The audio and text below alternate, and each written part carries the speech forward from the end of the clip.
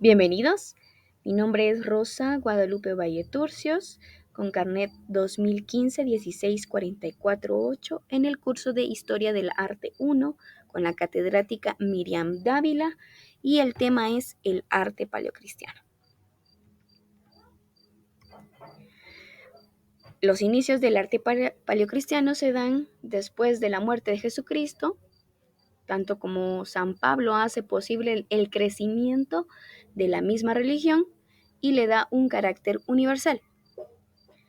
Así es que esta es realizada y ejercida por los primeros cristianos, aproximadamente durante los primeros 5 siglos iniciales de nuestra era. El cristianismo nace bajo el Imperio Romano como uno de los tantos cultos individuales que garantiza la salvación eterna de los mismos cristianos. Es pues en esta forma que durante el año 313 el emperador Constantino, por medio del edicto de Milán, hace de él una religión oficial que se refiere a la religión imperial como parte de la religión para los romanos. Para entonces los cristianos se profesaban la religión cristiana libremente, pero Diocleciano promueve la última ola sangrienta en el 305, es decir, por las consecuencias de que los cristianos practicaban monoteísmo, rechazaban todas las demás creencias religiosas, incluso el culto imperial, y abandonaban sus cargos públicos debido a la fe que profesaban. Más adelante, pues sale este edicto y se revoluciona completamente la religión cristiana. Pero para adentrarnos para estar adentro del tema del arte paleocristiano, vamos a llegar hacia las pinturas de las catacumbas. Y es que las catacumbas eran específicamente no un lugar de peregrinación, pero se debía a que dentro de la misma catacumba se encontraban diferentes cristianos rezando. ¿Por qué razón? Porque las catacumbas tenían una función importante y era la de funerario. Un lugar funerario. Los cementerios cristianos eran subterráneos, en este caso las catacumbas se encontraban debajo del suelo romano. Y la única contribución que tuvo durante los primeros 3 siglos el cristianismo era esta, la de la creación de las catacumbas. Y durante el siglo II permanece hasta el siglo V e inicios del siglo VI. Estos lugares, como las catacumbas, son estrechos, húmedos y oscuros. No son usados como un medio de escape de los romanos cuando eran perseguidos los cristianos. Y prácticamente eran todo tipo de sepulturas tratadas como sagrados. Los romanos únicamente no podían estar impidiendo estas prácticas a los cristianos debido a que ellos respetaban o para ellos también era sagrado.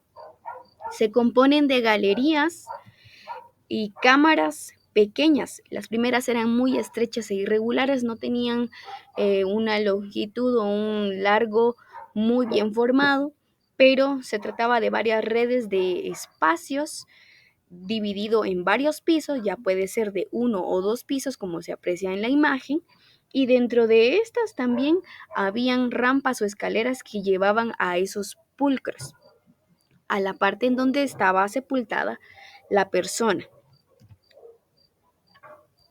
Podemos apreciar algunas de estas pinturas dentro de las mismas catacumbas, que prácticamente era una forma de demostrar cómo los cristianos ejercían sus prácticas de la fe. Y en cuanto a su forma de llevar la muerte o de tomar la muerte.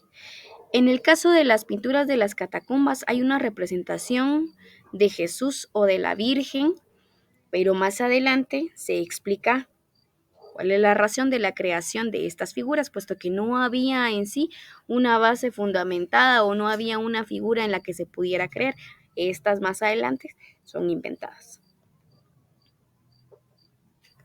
Vemos en el interior de las catacumbas que se ven algunas escaleras para llegar al fondo, que es lo que se aprecia ahí. Es el sepulcro. Y bien, pasamos a la basílica y la nueva iconografía cristiana. La basílica nace como una consecuencia de los cambios que Constantino, el emperador, introdujo a la iglesia, condicionada a la liturgia cristiana. En este caso es la casa de Dios. Para la religión cristiana se conoce como la casa de Dios, pero también la idea que tenían los romanos era sobre un Dios emperador. Por tanto, el espacio completamente cambia. Antiguamente solo se tenían dos espacios muy estrechos en los que aparecía el clero y los fieles, pero más adelante, como no daba la idea de que era un dios emperador, se amplió y se hizo un espacio interior bastante grande, que mantiene los conceptos romanos dentro del centro y el recorrido de toda la construcción. Esta es una fotografía de la Basílica Santa Sabina en Roma. En este caso, pueden visitar este video en donde se muestra cuál es la construcción arquitectónica de toda la basílica. Podemos ver también que en el techo hay decoración de crismón. En este caso es como un vidrio fino, sin contaminantes, en el mausoleo de la Gala Plácida. Más adelante podemos apreciar cómo es la construcción en sí de la basílica, que corresponde a varios atrios en la parte superior de la fotografía podemos apreciar dos arcos que representan los atrios en donde ya sea los fieles y el clero podían permanecer. A los lados o a sus costados tenemos las naves longitudinales en donde habían varios de los seguidores que podían estar dentro. Podemos observar la tribuna del lado de la perspectiva un poco frontal y observar el arco, la parte central que es bastante amplia y las cubiertas en el techo. También observamos el panorama desde fuera, cómo era una basílica, la idea que se podía mantener de ella y se puede apreciar de forma más específica. Incluso aperturaron un espacio para las mujeres. Todo esto con la idea de que cada uno de los ciudadanos o de la orbe romana pudiera pertenecer a la adoración o al cristianismo romano.